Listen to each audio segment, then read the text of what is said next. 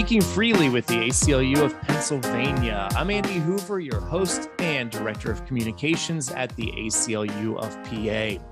This is part 2 of our discussion about cash bail. And in this episode, we hear from Alex Domingos of ACLU-PA and the Dauphin County Bail Fund, and Michelle Batt of the Lancaster Bail Fund.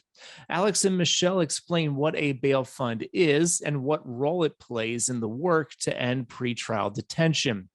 As an activist in Lancaster County, Michelle also explains the impact that ACLU-PA's lawsuit against the county over its cash bail practices has had, and how grassroots advocates have been arguing for the same reforms for over a year. Learn more about Dauphin County Bail Fund at dauphincountybailfund.org and the Lancaster Bail Fund at lancasterbailfund.org. This conversation was recorded on May 11th. Well, Alex and Michelle, thank you for joining me. Alex Domingos is a senior organizer with the ACLU of Pennsylvania and founding director of the Dauphin County Bail Fund, and Michelle Batt is a founder of the Lancaster Bail Fund. It's great to have both of you here to talk about this issue. And I wanted to just start by asking you how you got involved, like what inspired you to be involved in the bail issue? Why have you been involved in activism? Michelle, why don't you go first? Thanks. So actually, I stumbled into becoming activated, so to speak. I was drinking the Kool-Aid of the system for a very long time. I was a public defender of 7 years, and somewhere around the summer of 2020, between the response or lack thereof of the judiciary to the emergency of COVID, and all the protests and the social uprising after the murder of George Floyd, I started to really believe that I was part of the problem, whereas I always kind of thought that I was part of the good guys. But the fact that I was, drawing a paycheck from this unjustifiable system and showing up every day to justify it by my presence kind of made me sick after a while, and I quit in April of 2021. I wanted to use my knowledge for good, right? Because I have very hyper-specific knowledge about how criminal law works in Pennsylvania, but in Lancaster County specifically. So in talking with several community members and organizations, I heard that there was a desire to have a bail fund here locally. So I thought, easy enough, I can do that. And so the Lancaster County Bail Fund was born about this time last year, actually. Wow, that's quite a story. All right, well, thanks for that. Alex, what about you? How did you, you've worked with the ACLU for a number of years now. Like, curious to hear more specifically about the start of Dauphin County Bail Fund, why you got involved. Yeah, sure. So maybe around 2014-ish or 2015 here in Harrisburg, I joined a group called This Stops Today Harrisburg. And at that time, we were focused on a lot of, police accountability type work. I was part of a working group that was working on a proposal for a civilian complaint review board, for body cam review policy, right? And sort of advocating for those sort of methods. And actually a sort of a good friend and mentor of mine.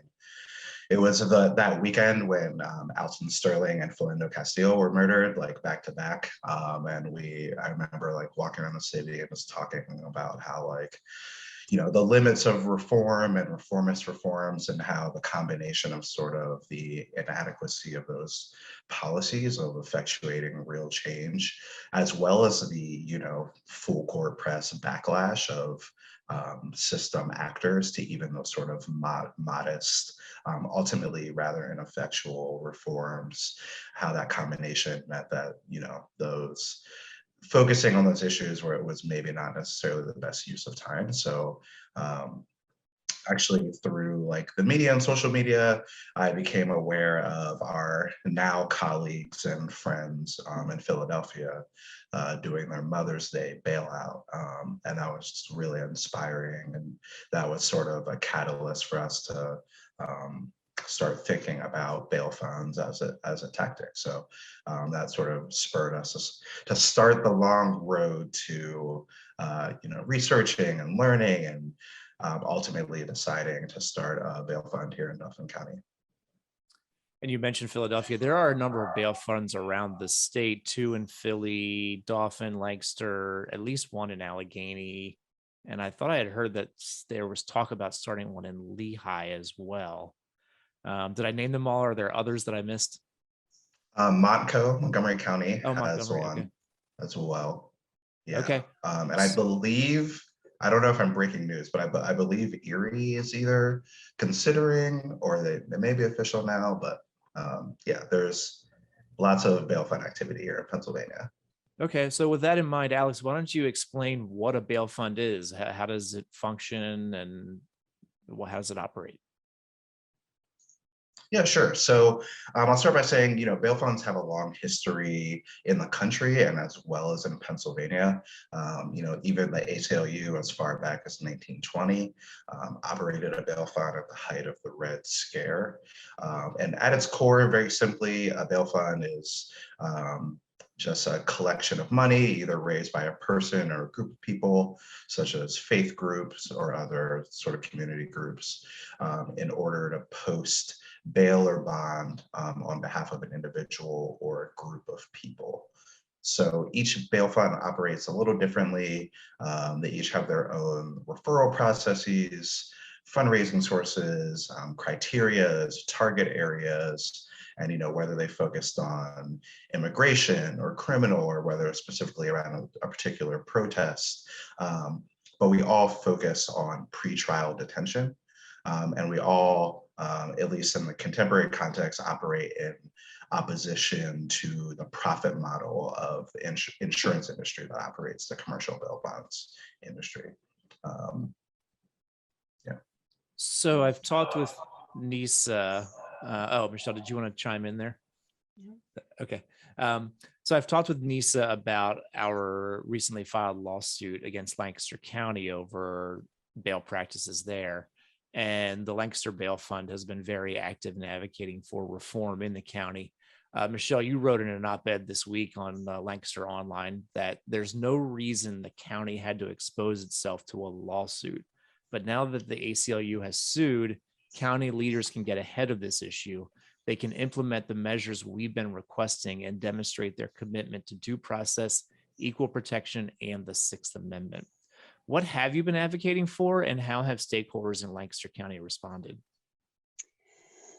Thank you for that question. So our requests over the last year have solidified. And when I say our requests, it's not just the bail fund making these requests. We've been very intentional about building community collaboration to kind of get a critical mass of people repeating the same message over and over again. So we were able to pack the March prison board meeting to standing room only, utilizing many people of the faith community here in Lancaster. We've got a really robust faith community.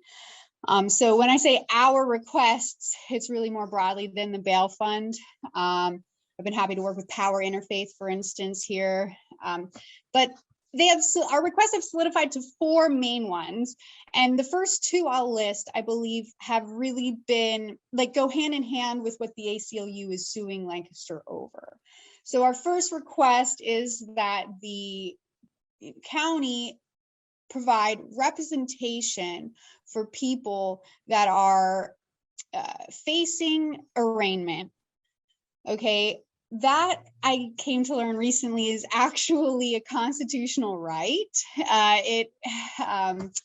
In 2008, actually, the U.S. Supreme Court decided Roth, Gary v. Gillespie, saying that the Sixth Amendment right to counsel attaches at your first appearance before a magistrate if your liberty is subject to deprivation. So if the judge thinks or knows that they want to throw you in jail pre-trial, it's legally, constitutionally required that they provide representation. But that is not done in Lancaster. It's actually not done throughout the state regularly. Montgomery County has made very impressive and laudable strides towards providing this sort of representation in the last couple years. I believe Lehigh makes an attempt. Philadelphia does as well, but I don't think that any county necessarily does do full coverage. And if I'm wrong, I'm happy to correct myself on that. So that was our first request, because and we really do think that that's like one of the most important ones. Recidivism reduces when someone has an active advocate standing there next to them. Your time spent pre-trial incarceration right now in Lancaster County, if you're incarcerated in lieu of bail, you're going to wait at least 2 weeks to see another judge, to speak with an attorney for your first time. That is unacceptable, because it doesn't take more than 2 days really to lose a job, and then everything down spiral from there: housing, loss of custody of your children, etc. And that is specifically one of the demands now, I guess, that the ACLU has in its lawsuit, that Lancaster County provide this representation. The second thing that we've been asking, which also I believe dovetails with what the ACLU has in its suit, is that the magisterial district judges be required to fill out a form when they are setting bail. So under the rules of criminal procedure, the judges in setting bail, which, by the way, bail doesn't always mean cash bail. It can mean release on your own recognizance, or unsecured bail, something that does not require you to put up any money and does not require you to be incarcerated. But the rules require that when the judges are setting bail, they kind of go through this sliding scale, right? Starting with the least restrictive type of bail.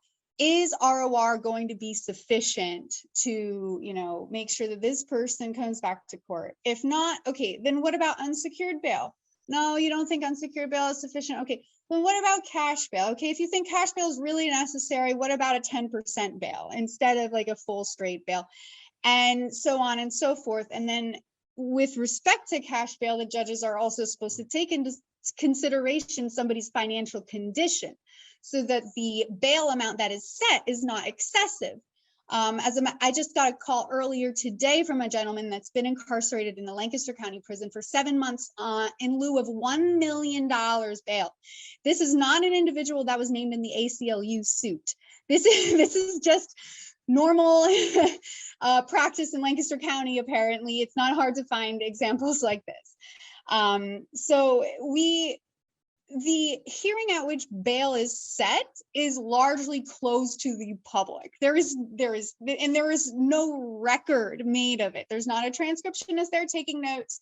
So there is no way for the public to ensure that the MDJs are following the law. And similarly, there's no way to hold the MDJs accountable. So we thought that if they were required to fill out a form, this would help bridge the gap a little bit. And it also, why I said dovetails with one of the issues raised in the ACLU suit, is because the ACLU alleges that the Lancaster County judges are not following the law when they're setting bail, that they're not going through this sliding scale, and they're not taking into consideration someone's financial condition. So if we had a form then where they could document what they were doing and what they considered when setting bail, that would obviously make it easier to determine whether or not the MDJs were following the law. The other two requests are a little bit more creative. One, data. We want data. The Lancaster County prison, we call it a prison, but it's a jail. They do not disaggregate the data that they provide to the public. They publish monthly the average daily population and the average daily population who were serving sentences, and then the average daily population that are pre-trial, but they do not disaggregate it any further. I know that 2 days ago, there were 799 people incarcerated, and 562 of those were pre-trial, but we don't know, were there 562 people charged with homicide in Lancaster County? Well, then if so, then everything's perfectly fine and working as it should be.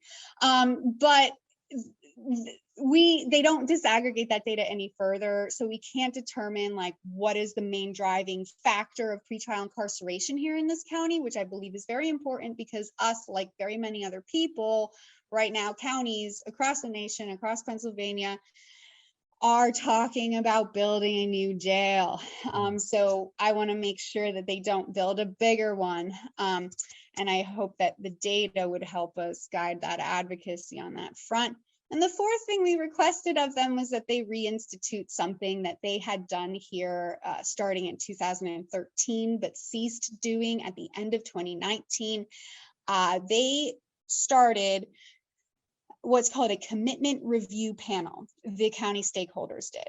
So every week, the judge, the president judge, a representative from the district attorney's office, the public defender's office, the jail, and maybe others like probation and bail administration would sit around a table and review literally every file of every person that has been committed in the last week. And even they would identify people that they don't believe should have been in jail. And so by doing that, they were able to shorten the average period of time that people spent in pretrial incarcerated and release a lot of people, lowering the jail population numbers. There's no political will for that, but I think it's very unique because the fact that they did do that at one time demonstrates that there is the law and there is like the interpretation of law in practice can basically be whatever you want it to be. If there's political will to lower the jail population, they will come up with creative ways to do it. This is not something that is written in the law. It's not something that says you can do or you can't do. They just got together and they decided, isn't this a good idea? And they started doing it. The reason why they started doing it is because they were extremely overpopulated at the time. So it was really self-serving in a way because, you know, they want to avoid lawsuits and that sort of thing. So far, like I said in my op-ed, the responses from our county leaders have been what you would expect. They deflected, they avoid. The meetings that we have been able to get have not been fruitful. And a lot of them are just pointing their fingers in this, you know, other direction. So like, you know, the judge will say, well, this isn't my problem. This is a commissioner problem. And the commissioner problem, well, this is a court problem, you know, or, you know, talk to the public defender's office and see what they need. And they say, well, we don't need anything. We're good. We just throw us in there. We got this. We don't need extra funding. We don't need extra positions, but it's the judges that have to figure out how they're going to arrange preliminary arraignments so we can staff attorneys there. The district judges won't meet with us. You know, the DA won't meet with us. So it's a lot of avoiding, deflection, and it's just really frustrating. And I cannot tell you how happy I am that the ACLU has come to, you know, add a little bit extra oomph to this fight. Well, we know that on so many of these issues, including this one, there are always people on the ground doing the work. And, you know, we tip our hat and we stay in our lane and do what we can. But we're really grateful for all the work that you all are doing too. Michelle, I want to ask you an unscripted question. So if you want to cut this, it's completely fine. But when you were talking about representation, and then at the end there, you were talking about the public defender. When you talked at the beginning, you mentioned something about quitting the public defender's office because you felt like you were part of the problem, which was quite a statement. I was absorbing that while you were talking about representation and about the public defender. Could you say a little bit about that? Because you're right that the public defenders are generally viewed as the good guys. I think we all see them that way, but you quit for a reason. I did quit for a reason. It was something that someone said at one of the George Floyd protests, honestly, that grew in me over time, which is, you know, you white people might be here, you know, for us physically showing support today, but tomorrow you're going to go back to your jobs drawing a paycheck from the very systems that oppress us. And, you know, I don't think that it's a coincidence that public defender jobs are plentiful. And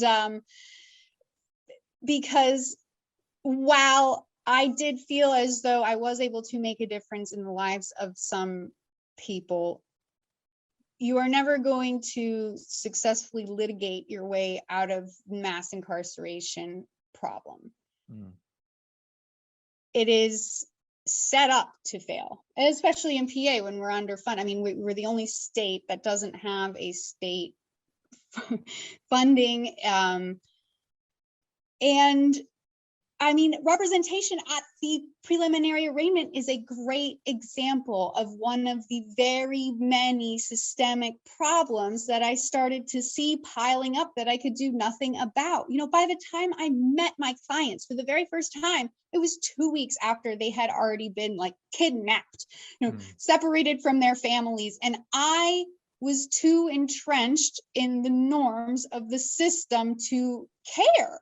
Honestly, I didn't want to hear why, like how you were arrested, you know, about like who can feed your cats while you're in jail. And I was overworked. When I quit, I had 120 cases. Wow. Like how can you effectively represent 120 people at one time? You can't. So you get impatient. You do start to like, you know, like get impatient with people, force pleas on people. And even when you're not, even when you're your best advocate, you are still operating in a system that is set up for you to fail from the very beginning. And there's just no bottom to that work pile. I could have stayed and done that job until I was 73 years old, and I would have never have gotten anywhere. You're just churning the wheels, and I want to stop the wheels from turning. Yeah. That's what I want. Well, that probably segues well then to my next question. And Alex, I wanted to ask you about this. What is the theory of change here? And what's the role of a bail fund in creating a culture where things are done differently? Sure. Well, as I mentioned in the start, you know, there's a diversity of goals and theories of change among the bail funds across the nation. I'm very proud that Dauphin County Bail Fund is a part of the National Bail Fund Network. And I feel that fundamentally across the network, for the most part, we are abolitionists, and our goal is bringing about the end of pretrial detention, like full stop. And we believe that caging our loved ones and neighbors pretrial has failed to bring about community safety. We believe that our existence as bail funds and as a network and our work proves that our safety as a community is not dependent on the carceral solutions that are often sold to us and forced upon us. And through our work and our advocacy, we hope to bring about the future where, as a society, we no longer rely on those carceral solutions as sort of our first and only solutions. We also emphasize that we're working to make our existence obsolete. So in that sense, we are simply a tactic in the service of abolishing pretrial detention. Like, we're not a charity in the traditional sense that we don't sort of exist to perpetuate our own existence. And the moment that we become a cog, or we find that our work perpetuates the system of pretrial detention, we no longer need to and no longer should exist. So we try to build that willpower by continuing our work, by organizing with and being led by people that have experienced pretrial detention, and elevating and highlighting the realities of what it's really like inside of our county jails, which, you know, most lay people don't get to experience or ever hear about. And through this work, we hope to prove to legislators and their constituents that, you know, we as communities keep ourselves safe, like cages don't keep us safe, and we will build the power to ultimately achieve that goal. And sort of ironically, you know, we operate within the logic of the criminal legal system. So as our colleagues here at the ACLU like to point out, and a point that I think is not well understood in like the media or just in the general sort of zeitgeist or consciousness, is that bail is a mechanism for release. If you are assigned cash bail or any type of bail, that means the system has decided that you are eligible to be released. It's just either money or circumstances or what have you that's keeping you in prison. So we are only operating within the system that that they have set up, right? And we're operating on sort of this fundamental American value that, so we so often use as a cudgel, of like innocent until proven guilty, right? So by the own logic that system holders have set up, that's the logic we operate within. Well, that gets to the, oh, go ahead, Michelle. I was just going to dovetail off of that and just point out how even though we operate within the confines of the system, it is surprising how unwelcome the intervention of bail funds actually are, which raises the question, are you even intending, like, are we playing on the same level, like, field here? Because there's these sets of rules, we're operating under it, but you seem to get angry when we like follow the rules and like post cash bail for people. That's how it's supposed to work. Well, and that's right. That's why there's legislation in the General Assembly right now that would pass the House that would require bail funds to meet the same licensing requirements as bail bondsmen. And that's why I described it as a cudgel, right? It's like this ideal that we're sort of force fed as part of the American nationalism, right? That we're the best country in the world and we have all these values. But whenever, we operate within those values, right? And we're the ones upholding what they're actually supposed to mean. And yet we become enemies. Because I would argue that they're not actually sincerely held beliefs, right. Especially for Black and brown people, especially for low-income people, especially for immigrants, right? We operate in the criminal bail system, but there's a whole network of immigration bond funds as well. There's folks that are on probation, parole, community supervision, right, that have detainers that are not even eligible to be bailed out. So there are these sort of multi-layered systems that sort of belie the message that we're sort of told, the fairy tale version of America. So I find that to be very interesting. Mm-hmm. Well, these last couple of minutes answer the ultimate underlying policy question I wanted to ask both of you, which I have to ask it, which straight up, should cash bail be abolished? And the answer is clearly right here from what you just said. Well, I'll tweak it, I guess. I'll say, as I mentioned, Dauphin County Bail Fund, we believe a pretrial detention should no longer exist. Right. So, of course, I don't believe that wealth, or as I mentioned, immigration status, or by virtue of being on community supervision, should determine a human's pretrial freedom. It's not as simple as simply saying cash bail shouldn't exist, because we need to know what the system will replace it with, right? So, Correct. In a post-cash bail world, are there entire categories of people that are then condemned to languish pre-trial because they're excluded from whatever bail reform has been passed? Are racial disparities maintained? For example, in New Jersey, where population may have fallen, but racial disparities still persist. Have those racial disparities worsened? So I find myself saying this a lot in our work, that it's complicated and nuanced. But we think ultimately that the system of pretrial detention should not exist. Innocent until proven guilty, right? If that's the rules y'all have set up, then that's the rules you should abide by. Mm-hmm. Mm-hmm. Although end cash bail makes a nice hashtag, but it's complicated.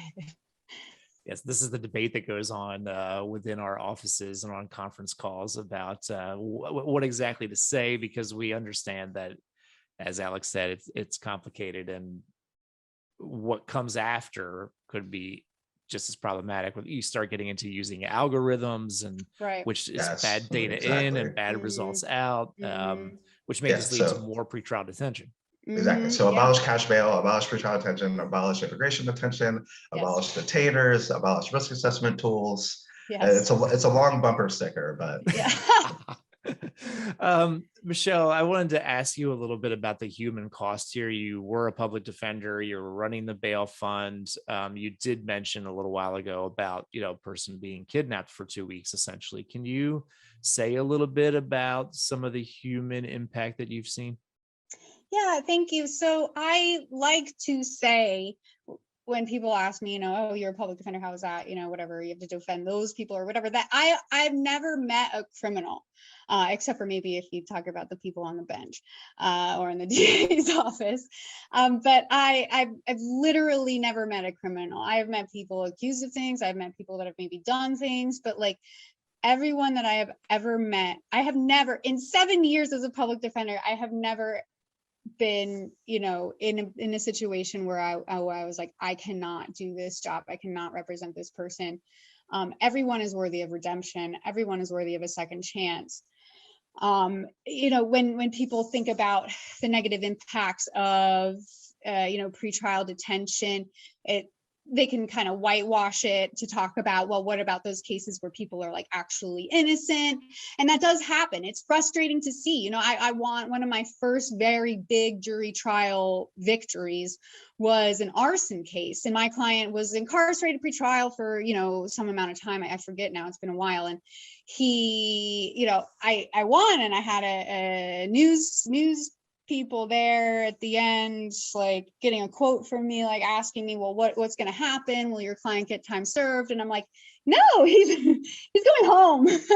Like, he doesn't get anything. He doesn't even get an apology. Like his life is ruined. And I mean, that happens all the time. Like a case that I had during the pandemic, older gentleman, 60 years old, Black, prior history of incarceration, like all these things that like made his chance of fatality higher during the pandemic. He was incarcerated in lieu of bail for like a gun case. There was like a highly illegal search that revealed this gun, but still, he's bad. He's got a record. He had a gun, all this stuff. So they kept him in jail. 14 months later, the district attorney decides that I'm right and just drops his case.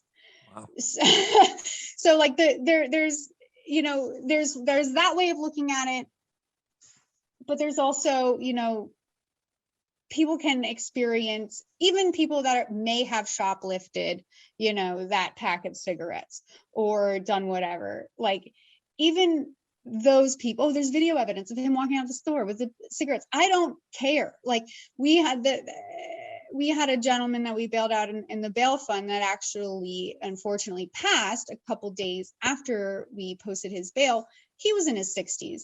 He was alleged to have stolen a pack of cigarettes. Did he? I have no idea. But I know that like that's not a death sentence.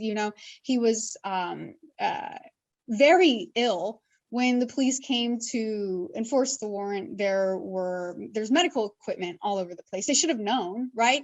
And you can't provide a perfect continuity of care to someone. I don't care, how good of a contract you have with a private medical provider. You're never going to be able to provide a seamless continuity of care to someone going through the trauma, not to mention the trauma of being incarcerated pre-trial. So there are, like Alex said, one of the goals is to elevate the stories of the people that suffer these very, very real injustices. And it happens literally every day. If it happens to you, you can't talk about it because you're an other, right? You're a criminal. We're not going to listen to you. Sure, it didn't go that way. I'm sure the cop didn't mean it like that, or the judge, you probably misheard her or something. No, these injustices are inflicted literally every day in your backyard. I don't know where you live, but it's happening in your backyard. And elevating these stories is really one of the main objectives, because data only tells so much. And if I can hop onto that too, there's like the individual harms, right? But then there's the societal community level harms. So like, I think COVID has been a really good example, right? Prisons and jails were among the biggest hotspots of COVID, right? The facilities themselves are not safe, and profound harms happen within the walls of county jails. Dauphin County Prison in particular has a shockingly horrible history of deaths that happen in the prison, of COVID spread, right? So the facilities themselves are not safe, and there's I'm sure the same is true in Lancaster. And Andy, living in the area, there's neighborhoods in Harrisburg that my entire life have never been deemed to be safe, right? As our prison population rises and falls and we condemn more and more people to enter these cages, it doesn't actually make our community safe. So I feel like a lot of times district attorneys and like actors in the criminal legal system sort of have this monopoly on being able to declare what makes us safe. But if the facility you run isn't even safe, how can you claim to be creating community safety if the same neighborhoods year after year after year are deemed to be unsafe, and those are the neighborhoods where you're funneling people into these cages, but it's not making them any safer? How can you then have the monopoly on that when you're instead just creating vast harms that ripple out past, whether it's 2 weeks, whether it's months? We've seen people incarcerated pretrial for upwards of a year, again, especially over COVID as the courts shut down, right? So there's sort of the individual harms that, as Michelle mentioned, happen literally every single day. There's countless stories.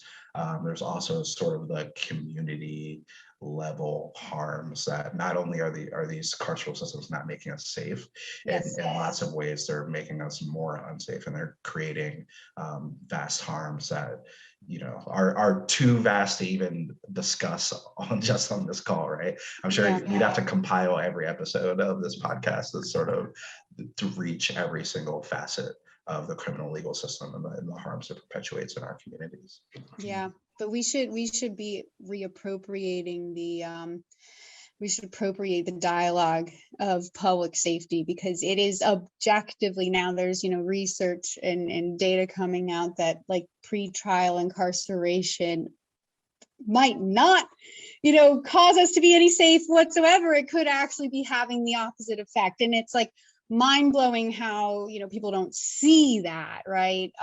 Because of course it is. If you're going to take someone out of their lives, they're going to lose their job, experience instability there, with housing, with everything else in life. How do you if public safety is the goal, we're failing. We've got high rates of recidivism here. We got to take back that narrative and start talking about pretrial freedom as a public safety measure. Yeah, there's a lot to be said right now about the way people are talking about public safety and crime. It's a great challenge for advocates and activists, and a challenge for communications folks and anybody who wants to be involved in this, because we're just having the wrong conversations in a lot of ways, and blaming the wrong people and the wrong policies, like you see in New York, for example, where bail reform has been demonized and blamed for things that it really is not. It's not the reasons why there have been spikes in criminal activity are not related to these reforms. I mean, that's me very, very slightly skimming the surface. There's obviously a lot more to be said about that. By definition, a bail fund needs support. It's money in and money out. So Michelle, if folks are interested in the Lancaster Bail Fund, where can they go to find more information? Yeah, we are lancasterbailfund.org. Very simple address, and you can donate on our website there. And also please follow us on the socials. We've got the links to all of them on our website.